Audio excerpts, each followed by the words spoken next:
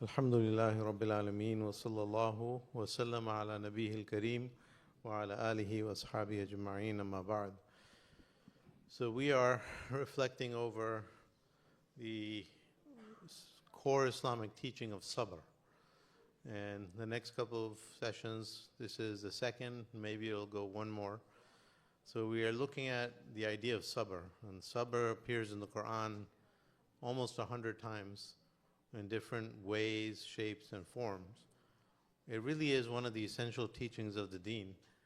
And when you look at Sabr in a compounded way, and that's kind of where we're going with this, when you put Sabr alongside other things like the Quran does, then that compounded Sabr gives you like additional lessons and insights and meanings.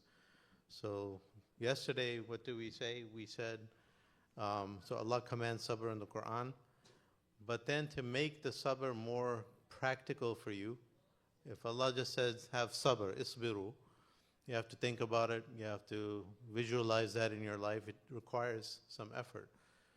But Allah gave this particular way of expressing it. He says, Ista'inu bis sabri was salah. Have Sabr and have Salah. So Salah, everyone knows what it is. It's something we are enjoined to practice in our deen. It's a central pillar of our deen. So Allah gives us the command to have sabr in a very practical way we can all relate to. So have sabr and have salah. And sabr and salah, we saw yesterday, is almost the same thing. Salah is the external state, sabr is the internal state. So it's as if Allah is saying, have sabr internally and externally. So that's really what that is. Ista'inu bis sabri was salah. So this appears in the Quran frequently. We looked at two verses yesterday, one in the beginning of Surah Al-Baqarah and one towards the end of Surah Al-Baqarah. But in fact, if you look throughout the Quran, this idea of having sabr and salah compounded together appears in many, many verses. Among them is Surah Taha, verse 130. So chapter 20, verse 130. Allah says, فَاصْبِرْ عَلَى مَا يَقُولُونَ وَسَبِّحْ بِحَمْدِ رَبِّكَ قَبْلَ طُلُوعِ الشَّمْسِ وَقَبْلَ غُرُوبِهَا. Allah says, have sabr over what they are saying, like bear patiently what they are saying. فَسَبِّحْ بِحَمْدِ رَبِّكَ. Make tasbih and tahmeed of your Lord. Make tasbih and tahmeed of your Lord قَبْلَ طُلُوعِ الشَّمْسِ وَقَبْلَ غُرُوبِهَا. Before the rising of the sun and before the setting of the sun. وَمِنْ آنَاءِ اللَّيْلِ فَسَبِّحْ وَأَطْرَافَ النَّهَارِ لَعَلَّكَ تَرْضَى. And then towards the parts of the night, make tasbih of Allah, and towards the ends of the day. What is it speaking about? What is all of this? Glorify the praise of your Lord in the morning, the evening, before the rising of the... What is this? It is Salah. There's nothing other than Salah. That's why our scholars say that the timings for the prayer are in the Quran. It's contained in these verses, the timings of our prayer. So the roots of that are contained in these verses. There's another verse, Surah Qaf, verse 39. Chapter 50, verse 39. فَاصْبِرْ عَلَى مَا يَقُولُونَ وَسَبِّحْ بِحَمْدِ رَبِّكَ قَبْلَ طُلُوعِ الشَّمْسِ وَقَبْلَ الْغُرُوبِ. The same verse, very similar but like less expanded form. Have sabr in the face of what they're saying, and glorify the praise of your Lord in the morning, قَبْلَ طُلُوعِ الشَّمْسِ وَقَبْلَ الْغُرُوبِ, before the rise of the sun, before the setting of the sun. That's Fajr prayer and that's Maghrib prayer. So Sabr and Salah, that's the command in the Quran, many, many verses. Final verse you can look up on your own, Surah At-Tur, chapter 52, verse 48 through 49. Very similar. So that was yesterday's lesson. I'm just summarizing. So Sabr and Salah. So it's really focusing on the notion of Sabr. Today we want to look at Sabr as an extension of something else, Taqwa. So Taqwa followed by Sabr, what does that mean? That's another angle that the Quran takes. And you find this, the best expression of that, or summary of that is Surah Yusuf. In Surah Yusuf, when Yusuf at the end, the conclusion of the story, when his brothers recognized him, and the whole story came out. The grand conclusion of the story, Yusuf says the following: قالوا أئنك لأنت يوسف. They said to him, "Are you really Yusuf?" قال أنا يوسف. He said, "Yes, I am Yusuf." And he said, وهذا أخي. His brother was next to him. قد من الله علينا. Allah has favored me. Allah has protected me my whole life. And then he gave a summary of his whole story. And that summary is Sabr as an extension of Taqwa. What does he say? He says, إِنَّهُ مَن يَتَّقِي وَيَصْبِرْ فَإِنَّ اللَّهَ لَا يُضِيعُ أَجْرَ الْمُحْسِنِينَ. He says, surely my life lesson is this. I have learned that the one who has taqwa, إِنَّهُ مَن يَتَّقِي وَيَصْبِرْ, and taqwa followed by sabr, then Allah will never waste the doers of good, those who do ihsan in their life. In this conclusion of Yusuf's life lesson, we learn that taqwa followed by sabr is ihsan. So this is the summary of life, a successful life. You want Allah's help, you want to be successful in life, taqwa followed by sabr. Taqwa followed by sabr. Taqwa is the most important one of the most important commands. The first command in the Quran, Ya ayyuhan nasu u'budu rabbakum la'allakum tattaqun. Taqwa is so important. But then taqwa has to be followed by sabr. That's where sabr fits in. So this taqwa plus sabr combination, this is very, very important. So this is very, very important to understand. So let's think about that for a moment, break that down. So taqwa, let's look at taqwa first. So what is taqwa? Taqwa really, in this context, taqwa followed by sabr, and that is ihsan. That's the formula we're going to look at. That is in Surah Yusuf, verse 90, if you want to look it up. Surah Yusuf, chapter 12, verse 90. That is our reflection for today. So taqwa followed by sabr. What is taqwa? Taqwa is the fear of Allah, reverence for Allah, mindfulness of Allah. There are different translations of taqwa.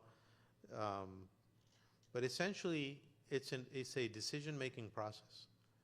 Umar ibn al-Khattab, one day he asked another companion, Ka'b al-Ahbar.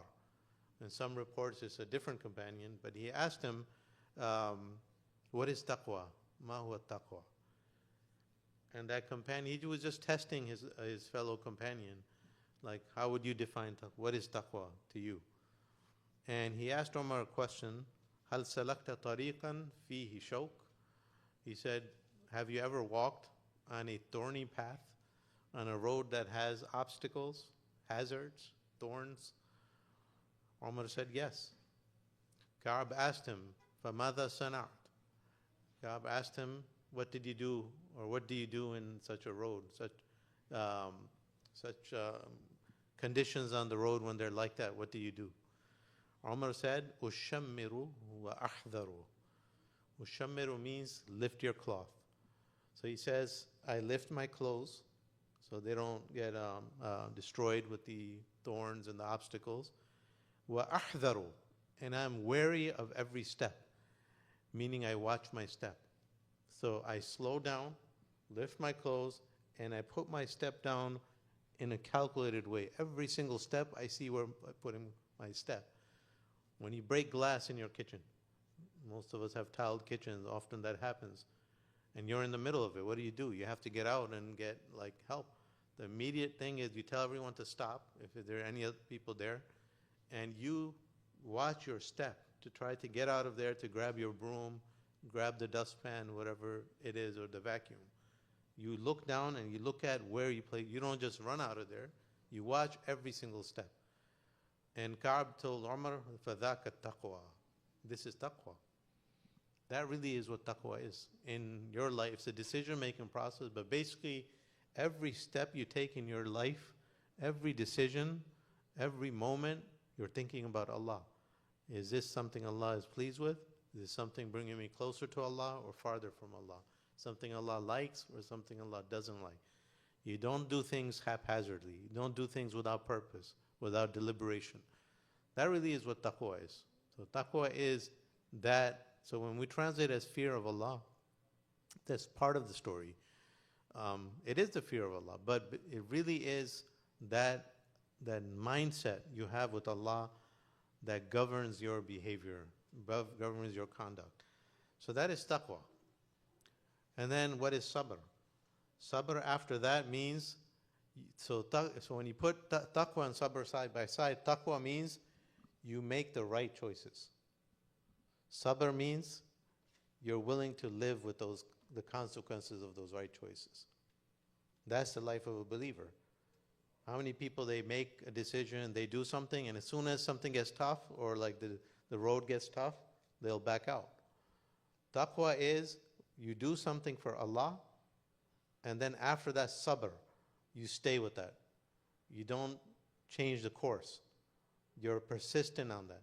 You persevere. And that's why how we defined sabr yesterday. Sabr is perseverance, steadfastness in the face of difficulty. So if you have taqwa, it's not enough. After taqwa, you have to have sabr. Because many people have taqwa, but when they get lost, or things get difficult, or in obstacles, they'll give up. And they'll change their course, they'll change their direction. So taqwa has to be followed by sabr for a real successful life. Sabr means you're willing to bear the consequences of those choices. You say the right thing when things are going on in the world, and certainly there's so many things happening. You have to raise your voice and say the right thing. And you do it for Allah. If you did it for Allah, now suppose something happens and now you're getting pushback from your job, maybe where you work. Are you going to apologize and take back what you said, as many people do? Or if it was the right thing that you said, and if you did it for Allah and it was based on taqwa, then sabr. You have to be willing to bear the consequences of whatever come your way as a consequence of that. That is sabr. Otherwise, it'll be easy. If taqwa doesn't have any consequence in your life and you don't have to bear any sacrifice, then what's the point? Of course you have to sacrifice. Of course you have to prove to Allah that your taqwa is real. You're doing it for Allah. And then when Allah sends fitna your way, obstacles your way to try to change your mind, you show that you're not changing your mind. You're going to be steadfast. So taqwa followed by sabr is very profound teaching. So in this surah, in the Mufassirin, they say, for Yusuf, for instance, if you look at his life, what was his taqwa and sabr? His whole life was that. But specifically, taqwa was his avoiding the sin with the minister's wife. So he controlled himself. He avoided that. And what was the consequence after that? Was there a consequence? Yes. What was the consequence? Prison. He was thrown in jail. When he was thrown in jail, the one who threw him in jail knew he didn't do anything. He even said it. And the people around him knew he didn't do anything. But that's the circumstance. Sometimes they just throw you in jail. Because he was steadfast. He made that decision based on taqwa. And his sabr was the sijn, the prison. He was willing to bear it. So how was he willing to bear it? What did he say when he entered prison? He said some beautiful words. قَالَ رَبِّ السِّجْنُ أَحَبُّ إِلَيَّ مِمَّا يَدْعُونَنِي إِلَيْهِ. Oh my Lord, this jail is more beloved to me than what they were calling me to, what he gave up. So he said, that situation, I saved myself. At this point, prison is much more beloved to me. I'd rather be here. So that's his sabr. So he had the taqwa, he exhibited taqwa in that situation. And the sabr was being in prison, and he willingly went to prison. He stayed there for a number of years, quite some time, until Allah saved him. So that is taqwa. Taqwa followed by sabr. You can apply that in your life. Make the right choices, and then bear the difficulties that will come your way. For many, Ibrahim al-Nakhai said, sabr followed by taqwa, or taqwa followed by sabr, rather. For young people, for instance, he gave an analogy from Surah Yusuf. So the taqwa is you fear zina, so you stay single, you stay away from women, you control yourself, that's your sabr. So the taqwa makes you realize, wait, this is wrong what people are engaging in. So your sabr is staying away from that. And then when Allah gives you the opportunity to get married, you get married. So it plays out in all of our lives in various scenarios. But in the end, فَإِنَّ اللَّهَ لَا يُضِيعُ أَجْرَ الْمُحْسِنِينَ. Allah says that He will never waste the deeds of the people of ihsan, those who do good, those who do ihsan. So ihsan, the final part of it is ihsan. So ihsan, what is ihsan? Ihsan we know means to do good, also has a sense of being excellent, doing things thoroughly, doing things in the best way possible, not just doing things haphazardly, but doing things in the best way possible. So the believer, he's asked to engage in taqwa, followed by sabr. So taqwa is the ability to make the right choices. Sabr is the quality of bearing the consequences that come your way. And with these two, those who follow this path, that is ihsan. That's the best way to live your life. And that is what this means. So taqwa followed by sabr is ihsan. Some verses that corroborate this has all three things, taqwa, sabr, ihsan. And we'll close with that. In Surah Az-Zumar, verse 10, Allah says, قُلْ يَا عِبَادِ الَّذِينَ آمَنُوا اتَّقُوا رَبَّكُمْ. Say to my slaves who believe, اتَّقُوا رَبَّكُمْ. Have taqwa of your Lord. So taqwa. لِلَّذِينَ أَحْسَنُوا فِي هَذِهِ الدُّنْيَا حَسَنًا. Those who live with ihsan in this life have great reward. So you have taqwa, then you have ihsan. وَأَرْضُ اللَّهِ وَاسِعَةٌ. The earth of Allah, the lands of Allah are very vast. إِنَّمَا يُوَفَّى الصَّابِرُونَ أَجْرَهُمْ بِغَيْرِ حِسَابٍ. Verily Allah gives a reward to those who have sabr without account, without counting. So in this verse, verse 10 of Surah Az-Zumar, you have taqwa, you have ihsan, and you have sabr. It's the same lesson. It might not be in the right order because Allah is emphasizing something different. But these are the three concepts we're emphasizing. And finally, the last verse, Surah An-Nahl, verse 126 through 128, Allah says, وَاصْبِرْ وَمَا صَبْرُكَ إِلَّا بِاللَّهِ.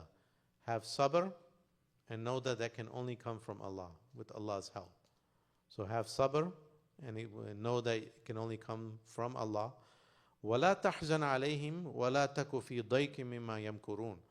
And don't be sorrowful for what they're saying. Don't be sad about what they're saying about you. And don't be in a constraint about what they're planning against you. إِنَّ اللَّهَ مَعَ الَّذِينَ اتَّقَوْا وَالَّذِينَ هُمْ مُحْسِنُونَ. Verily Allah is with those who have taqwa and those who have ihsan in their life. So in this verse, these two verses, sabr, ihsan, and taqwa, they're all there. So the conclusion is, taqwa again is the ability to make the right choices. Sabr, being patient with the difficulties that come your way from those choices you make. And ihsan is the ability to follow this process in the best way, in the right way possible. May Allah give us sabr, may Allah give us ihsan, may Allah give us taqwa. هذا وصلى الله وسلم على نبينا محمد.